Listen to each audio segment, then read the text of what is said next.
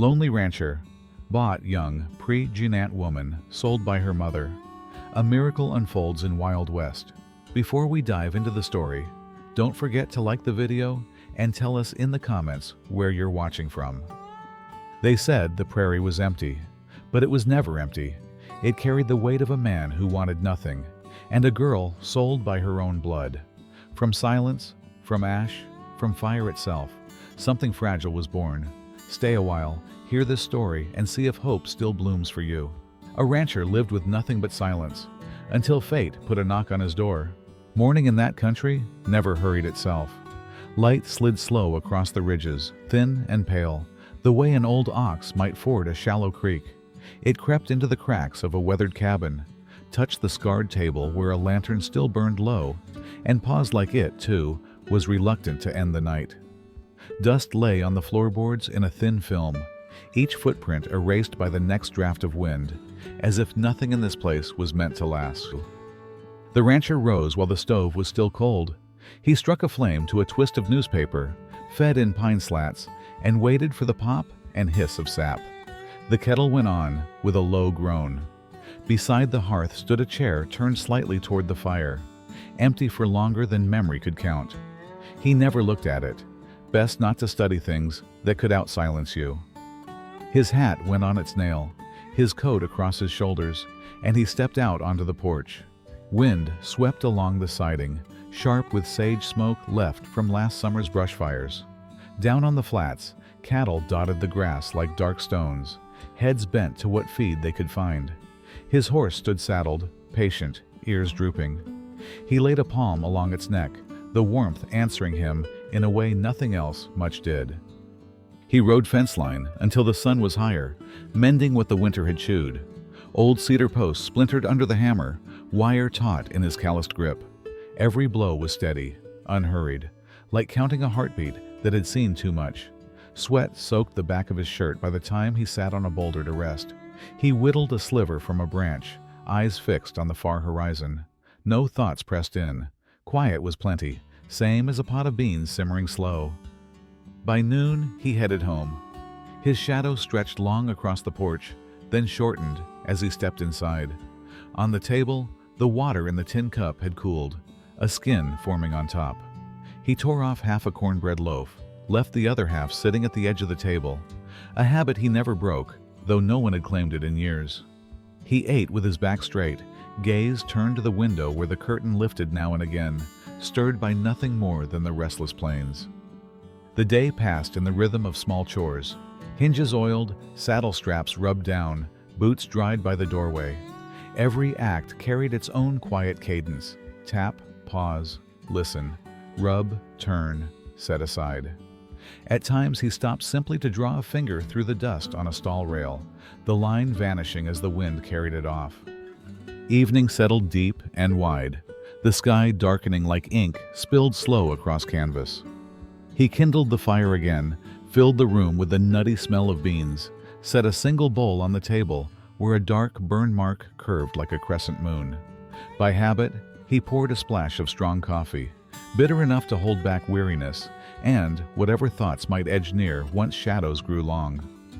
When he finished, he folded the rag, hung it neat, as though order itself could keep the night from straying too close. He lingered in the doorway, staring at stars flung across the high desert sky, sharp and cold. A coyote called once, short and hollow, then gave it up. Out here, night wasn't something to fear. Night was just another blanket, drawn over the land until morning. In his bedroom, the lantern sputtered out with a faint breath of smoke, leaving its scent behind like an unfinished promise. A trunk sat shut near the wall, a loop of twine keeping the lid down. He hadn't touched it in years. Some things were better left inside wood and memory. On the far wall hung his coat beside a coiled quirt, each object in its place, as though placement alone could keep time from slipping sideways. Before he lay down, he dropped another stick of wood into the stove, reached for its warmth, then pulled his hand back before it got too close. He'd grown used to distance, even from comfort. Lying back, he heard the clock tick like boot heels across the porch. Sleep came slow, but it came. And that was all he asked. A night without bad dreams, a morning with water boiled, another day to repeat the same old tasks. Beyond the cabin walls, wind went on whispering to itself across the siding. The empty chair by the fire leaned ever so slightly, as if listening. And though the lantern was out, the faint tang of smoke hung in the air, a reminder that quiet would stay, so long as a man kept still enough to deserve it. Her own mother sold her, heavy with child, to a man who wanted nothing at all. It was the kind of trade folks in town didn't speak of out loud, though they all knew such things happened. A woman with hard lines around her mouth and boots caked with years of dust led her daughter across the back of the feed store where shadows swallowed sound. The girl was heavy with child, the swell of her belly pressing against a thin shawl, wrists marked red where iron cuffs had bitten deep. She kept her eyes low, the way you do when looking up might break you in two. The rancher waited there, hat brim pulled low, hands loose at his sides. He had no words for the mother, and she had no need for them. The bargain was struck quick, like trading for a sack of beans. 2 tarnished coins, a jug half filled with whiskey, and a slip of paper promising beef come fall. The woman snapped the latch, metal clinking as the cuffs fell away. She shoved the girl forward with a muttered curse, as though unloading nothing more than a bundle of laundry too long left unwashed. The rancher did not reach out. He only gave the faintest nod toward the horse waiting nearby, its flanks dark with sweat. The girl moved stiffly, one hand on her belly, the other curled tight as if clutching something no one else could see. She climbed into the saddle slow, every motion sharp with silent pain. He swung up behind, said nothing, and turned the horse toward the empty trails that led west. The ride stretched 3 miles, the sound of hooves swallowed by wind through dry pines. Dust rose, then drifted off behind them, erasing their passage as though the land itself refused to remember. Neither spoke. She sat rigid, staring at the horizon, throat raw from not crying. He guided the horse with the steady ease of a man who knew every bend of the land, but had forgotten what it was to share the trail with another soul. By the time they reached his place, dusk had thickened into a soft gray. The house stood alone at the edge of nothing. No neighbors, no fences, only wild land rolling out in every direction. The porch board sagged, the windows dim. It was a home built for work, not laughter. He dismounted first, steadying the reins. Then, with a motion that was more gesture than kindness, he pointed toward the door. She slid down slow, boots touching earth like they didn't quite belong. Her eyes moved over the cabin, the yard, the silent corral. Nothing in her face shifted. Not fear, not hope, just the set expression of someone carried further than she'd ever meant to go. Inside, the air carried no scent of tobacco or perfume, only wood smoke and the faint tang of lemon oil rubbed long ago into shelves that hadn't been touched since. Over the hearth, a single photograph hung crooked. A young woman with clear eyes, arms wrapped around a bundle that was no longer there. "You'll sleep in that room," he said at last, his voice flat, not harsh. He pointed left, then stood aside. She didn't answer. Her hand brushed the hidden fold of her boot where a small blade rested, stitched into the lining. She gave a brief nod and stepped through the doorway. The room smelled of lavender, long faded into dust. A quilt, finer than the rest of the house, lay across the bed. A brush and mirror waited on the dresser, as though someone had once meant to return, but never did. It was no prison, not with its window open to the night air, but to her, it felt like a cell all the same. She lowered herself onto the edge of the mattress, one hand braced at her belly, the other tracing the seam of her boot. Outside, the wind shifted, rattling the shutters. The rancher's boots thudded once across the main room, then went still. The silence that followed was heavy, but it held no threat, just the kind of quiet that made her wonder which was harder to bear, the chains she'd been freed from or the loneliness she'd been traded into. In a cabin built for one, every chair and shadow told stories she wasn't meant to hear. The cabin sat on the edge of the prairie like a scar left by some old wound. Boards weathered gray, shutters that trembled when the wind came down from the ridge. A porch step worn hollow in the center by boots long gone. It was not much, but it stood, and standing was all the rancher ever asked of it. Inside, the table was small, pushed close to the stove. One bowl, one cup, one knife laid neat as if they'd been waiting years for a meal that never grew. The air held the faint smell of smoke sunk deep into the rafters, layered over with the dryness of sage brought in on boots. The girl stepped into that space with the hesitation of someone entering a church, not their own, shoulders tight, eyes flicking from wall to wall. He set a wedge of cornbread on the table, poured water into the cup, then stepped out to the porch without a word. She sat where he'd left her, fingers hovering near the bread, but not touching it right away, her belly tight beneath the worn fabric of her dress. Hunger was an old enemy, though, and before long, she tore off a piece and ate in silence. Outside, the steady creak of the rocker marked his presence, a sound less than words, but more than nothing. The days began to fold into one another, measured not by clocks or calendars, but by small, repeating acts. At dawn, he rose before her, stoked the fire, left the kettle steaming before heading out to tend cattle or mend fence.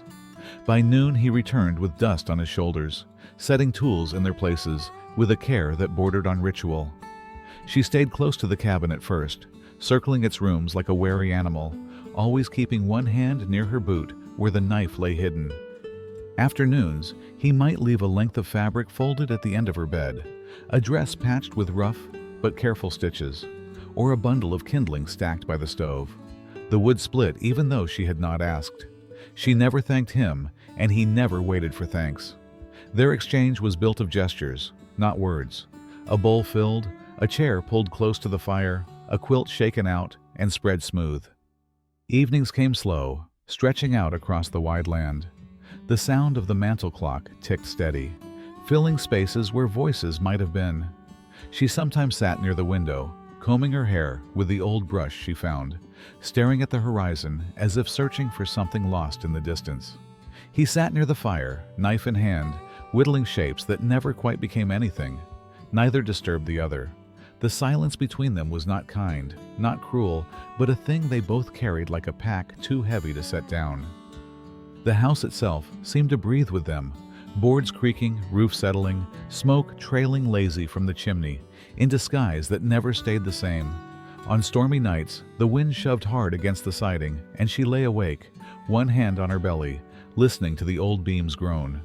On clear ones, the coyotes sang far off, their voices thin and wild, reminding her there was a world outside, even if she could not reach it. By the end of the week, she knew the rhythm of the place. The bread cooling on the table in the morning, the smell of stew lingering long after dusk, the sound of his boots crossing the porch at the same hour each evening. It was a rhythm without welcome, without rejection, just life, laid down, plain and steady. And in that plainness, she felt both trapped and spared. Trapped by the weight of silence, spared by the fact that silence, at least, did not raise its hand against her.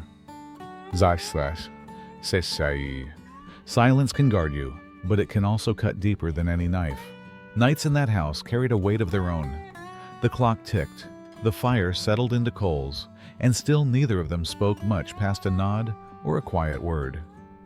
The girl kept her knife tucked in the lining of her boot, its thin blade pressing now and again against her ankle like a reminder. She slept with one hand near it, rising at the faintest creak, every muscle stiff with the thought of escape.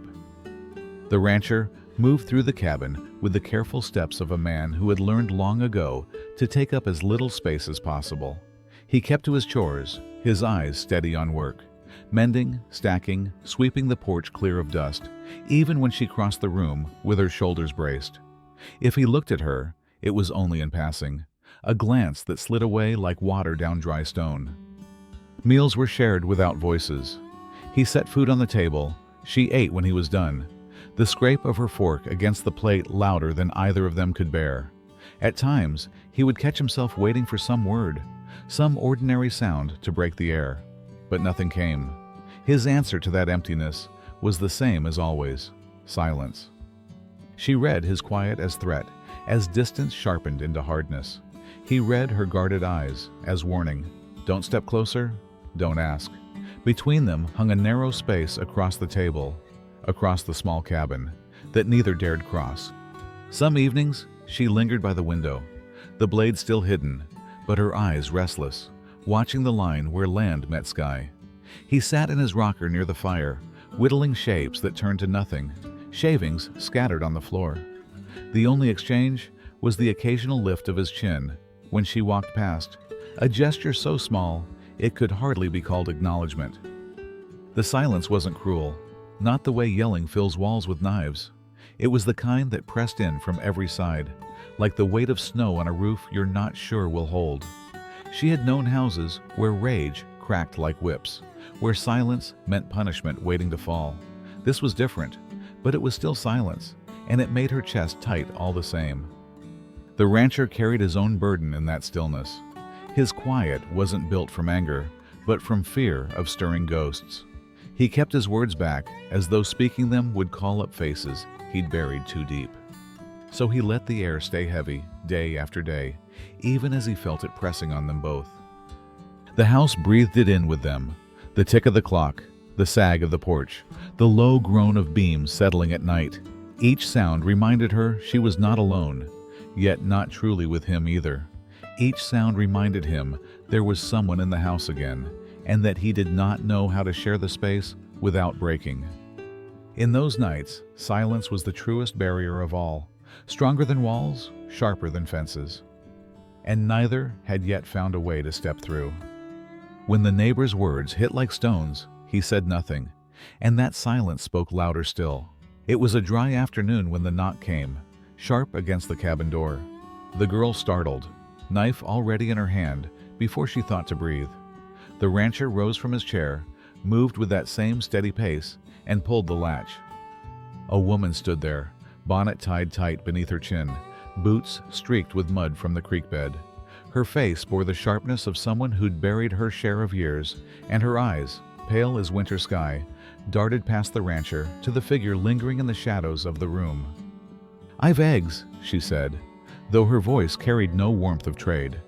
She held out the basket, then pulled it back to her hip when her gaze fixed on the girl's swollen belly. The corners of her mouth curled, not in kindness, but in judgment. The rancher didn't answer right away. He held the door, hand braced on the frame. Silence stretched, broken only by the rasp of wind against the eaves. Finally he nodded, a slow dip of the chin, and stepped aside enough to take the basket. The woman's eyes never left the girl. They swept over her thin shoulders, the belly round beneath worn fabric, the way her hand lingered near her boot.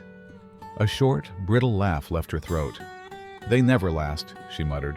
"Girls like that, here one season, gone the next, leave nothing but trouble." The words hung in the room heavier than dust. The girl stiffened, her jaw tight, though she did not speak. She had heard them before, in other places, from other mouths, and each time they carried the same sting, that she was less than, that she was already broken. The rancher didn't correct her. He didn't argue. He only closed his hand around the basket handle and, after a long pause, eased the door shut. Not slammed, just shut, the click echoing like a nail driven into wood. Inside, the quiet deepened. The girl stood near the window, staring at the place where the woman had been, her fingers splayed across her belly. She waited for some word from him, some denial, some small defense, but none came. He set the basket on the table, adjusted the eggs so they wouldn't roll, and stepped back out onto the porch without looking at her. From the window, she could see him settle into his rocker, knife in hand, a strip of cedar balanced across his knees. He began to whittle slow, shavings falling like curls of pale smoke onto the porch boards. His face was unreadable, eyes fixed on the wood as though it demanded all of him. The girl felt the words of the neighbor settle like grit in her chest. Yet, beneath that sting, lay another ache. The knowledge that his silence wasn't just about her. It was about him and the weight he refused to carry out into the open. Still, the effect was the same. She felt small, unwanted, like a shadow that might blow away with the next hard wind. The door stayed shut between them for the rest of the evening, keeping in the smell of wood smoke and lavender dust, keeping out the voices of neighbors who judged and walked away. And though no one said a word, the silence that followed was louder than anything either could bear. Sometimes kindness comes not with promises, but with a hand that refuses to let go. The storm rolled in without warning. Gray clouds shouldered across the sky, low and restless, and by late afternoon, rain came down in thin, needling sheets. The cabin darkened, the lantern lit early, the sound of water beating the roof steady as a drum. The girl sat hunched on the edge of the bed, one hand pressed to her belly, the other gripping the quilt until her knuckles went white. A sudden bolt of pain cut through her, sharp and deep. She swallowed it hard, but the groan slipped out before she could bite it back. The rancher heard. He was by the stove, stacking wood, but he came quick, boots heavy across the boards. For a moment he only stood in the doorway, as if unsure how close to step. Then another wave bent her forward, her breath ragged. He moved, awkward but certain, kneeling beside her. His hands were rough, clumsy, but steady. He laid one on her shoulder, the other finding her wrist, not to restrain, but to anchor. "Easy," he said low, more to himself than to her. His voice carried no promise, no grand comfort, just the tired gravity of a man who had worked his whole life against things he could not mend. He fetched a cloth, dipped it in water, pressed it to her brow. He stoked the fire higher until the room glowed with warmth. The shadows pushed back into corners. Every motion was halting, uncertain, yet marked by a patience that surprised them both. She watched him through the blur of pain, his jaw tight, eyes focused not on her but on the task, keeping her steady, keeping the fire alive, keeping the storm outside where it belonged. He didn't speak of fear, though it clung to him. He didn't speak of hope, though it hovered in the air between them. He simply stayed, present, holding her hand when the ache clenched hardest, letting her squeeze until his fingers numbed. The minutes stretched into hours, the rain unrelenting. At last the pains eased, the child within her settling into a restless calm. She sagged back against the pillow, damp hair stuck to her cheeks, breathing shallow but even. He sat still at her side, hands resting on his knees, chest rising slow with relief. When her eyes met his, neither looked away. She did not thank him. He did not ask for gratitude. Yet something shifted, just enough to soften the silence that had pressed on them for weeks. The storm raged on, rattling shutters and howling in the chimney, but inside the cabin there was a steadiness that had not been there before. A man who had lived too long behind walls of quiet had chosen, for once, to stay close. A girl who had braced herself against every blow found, in that closeness, a pause from fear. It wasn't love. It wasn't forgiveness. It was only a hand held through the night. A basin of water changed before it cooled. A fire fed when it began to sink. But in that small, halting kindness lay something neither had expected. A crack in the barrier, a place where light might one day find its way in. As fire devoured the valley, a new cry rose that no flame could silence. The fire came in the night. At first it was only a smell, the sharp tang of smoke, faint as memory, drifting in through the cracks. Then the wind shifted, and the horizon flared orange, a line of flames chasing down the ridge as if the stars themselves had fallen to earth. The rancher was on his feet before the girl could rise. He crossed the cabin in 3 strides, pulled the door wide. Smoke poured in, wild and bitter. He shut it quick, turned, and in that instant saw her doubled over, both hands gripping her belly. Not the smoke, not the fear. Something deeper, older, tearing through her body with a force she could not resist. Her time had come, and the fire was moving fast. Without a word, he gathered blankets, soaked them in the basin, wrapped one across her shoulders and another around his own. He lifted her, as if she weighed nothing, carried her out into the choking wind. The horse spooked at the heat, eyes rolling white, but he calmed it with a low murmur, swung into the saddle with her pressed tight against his chest. They rode through a world turned red. Ash fell like snow, stinging their skin, burning their throats. Trees cracked in the distance, bursting into showers of sparks. The girl buried her face against him, her cries muffled, each contraction jolting her body against his. He held her firm, urging the horse faster, down the trail toward the only shelter he knew. The old stone hut built half into the hillside, long abandoned, but solid. By the time they reached it, the fire was at their heels, the sky roaring with it. He shouldered the door open, carried her inside. The walls were thick, the air cooler, though smoke pressed in at the seams. He laid her down on a bed of straw, lit a lamp, set water to boil in a battered kettle left by someone years ago. Her screams came raw, sharp, cutting through the thunder of flame outside. He knelt beside her, one hand bracing her back, the other caught in her grip. His knuckles went white beneath her fingers, but he did not pull away. He whispered nothing more than her own breath could hear. "Hold on." Words plain as nails, but steadier than stone. Hours bled together in that place.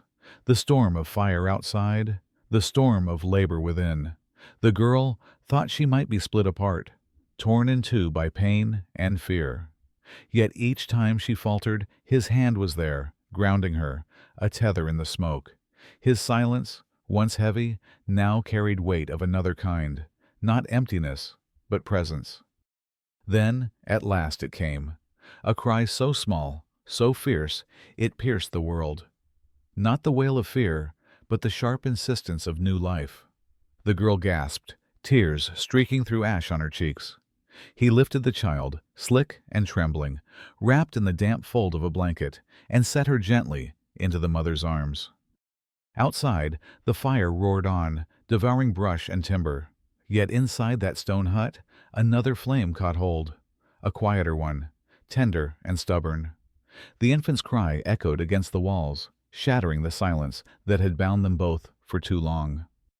The rancher's shoulders sagged, trembling with exhaustion. His face, lined deep with years of loss, bent toward the child, and his hand, clumsy, scarred, but careful, brushed the tiny cheek. The girl looked up at him through tears not born of fear this time, but of something softer, something that hurt less. In that moment, the fire outside no longer mattered. There was another blaze here, one that asked no permission, one that promised, simply by being born, that silence was not the only thing left to them. Work, firewood, and a shared quiet slowly built a home where ghosts once ruled. Morning broke pale and worn, the air heavy with the sour scent of ash. Smoke still curled on the horizon, but the ridge stood, blackened yet whole. Inside the stone hut, the girl stirred first. The child pressed close against her chest, small breaths fluttering like sparrow wings. The rancher sat nearby, slumped against the wall, his hat in his lap. His eyes were closed, though his shoulders rose and fell steady, as if each breath was something wrestled back from the edge. When he opened them, he found her watching him, not with fear this time, but with a tired stillness, as if she too had crossed into a place where words no longer held much power.